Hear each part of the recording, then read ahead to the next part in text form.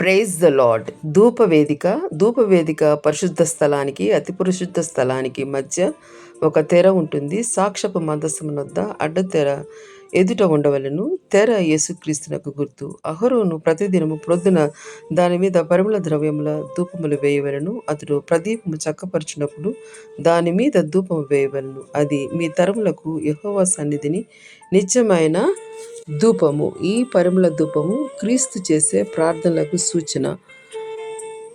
యేసుక్రీస్తు తండ్రి కుడి పార్శ్వమున కూర్చొని విజ్ఞాపన ప్రార్థన చేయుటకు గుర్తుగా ఉన్నది. అగ్ని ఆరకూడదు. నిత్యము సుగంధ ద్రవ్యాలు ధూపంగా వేస్తుండాలి. అది యెహోవాకు అతి పరిశుద్ధమైనది. ధూపవేదికపై దేవుని ప్రసన్నత, దేవుని సన్నిధి అనుభవిస్తూ రొట్టెలను యాజకులు భుజించేవారు. నిర్గమ 30:10. ప్రాయశ్చిత్త పాప పరిహారార్థ బలి రక్తము వలన దాని కొమ్ముల నిమిత్తము సంవత్సరానికి ఒక్కమారు ప్రాయశ్చిత్తము చేయవలను. నిర్గమ 30:1-10.